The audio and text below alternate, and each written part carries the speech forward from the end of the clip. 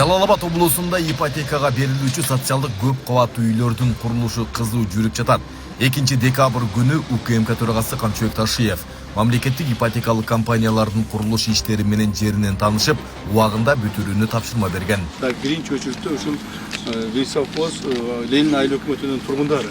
Бир эле Висовхоз эмес, мынаяктагы айылдар бар, башкалар бар. Өзүңөр өчүртүңөрдү карап туруп, ошого карап туруп бөлүп бересиңер.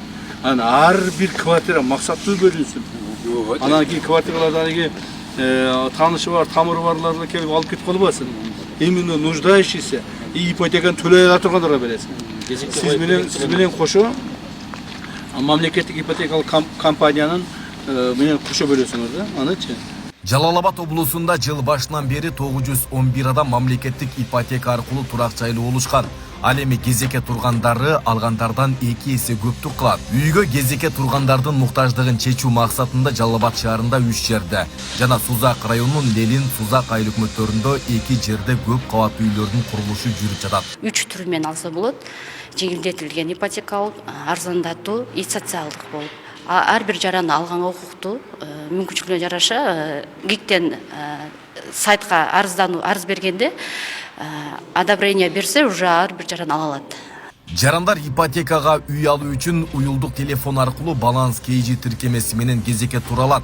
Ал эми жумасына 2 ирет жарандарга Жалал Абад шаардык мэриясынын адиси тарабынан ипотека боюнча маалымат берилип жатат. 2 жана 5 күндөрү мамлекеттик ипотекалык компания мамлекеттик ипотекалык үйлөр боюнча маалымат берилет саат 2-ден 3-кө чейин. Телефонуңуздарга баланс KG тиркемесин жүктөп, идентификациядан өткөндөн кийин мам деген баскычты басып, мамлекеттик ипотекалык компанияны тандайсыздар.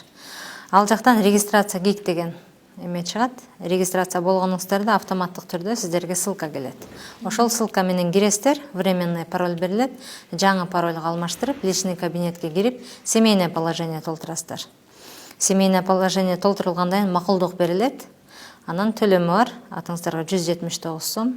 Ал жана сиздер боюнча маалымат алат, атыңыздарда үй бар, жокпу, азыркы убакта иштейсиздерби, канча жылдык стажыңыздар бар, ошол боюнча маалымат алынып, анан телефонуңуздарга ответи келет. Сузак районунун Жийди айылынын тургуну Жазгүл Акылбекова ипотека боюнча маалымат алуу үчүн шаардык мэрияга кайрылган. Мугалимдик кесипти аркалаган бул каарманыбыз жеңилдиктер менен үйлүү болууга мамлекет тарабынан жакшы шарттар түзүлүп жаткандыгын айтууда. Мектепте иштейм, ошол жерде иштеп атканыма 7 жыл болду. Анан мамлекеттик ипотека боюнча мен интернеттен угуп калып, көрүп калып, анан кайрылайын деп мэрияга келдим да. Анан ошо менин эмем туура келеби, туура келбейби, ушуну өзүм арызын онлайн түрүндө толтурасыңар деп түшүндүрүп берди.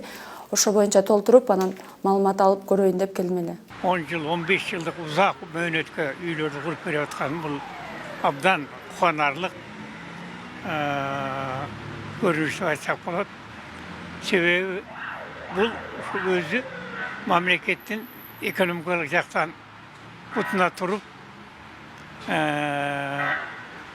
жатканын мындай бир негизги оршундуу маселе.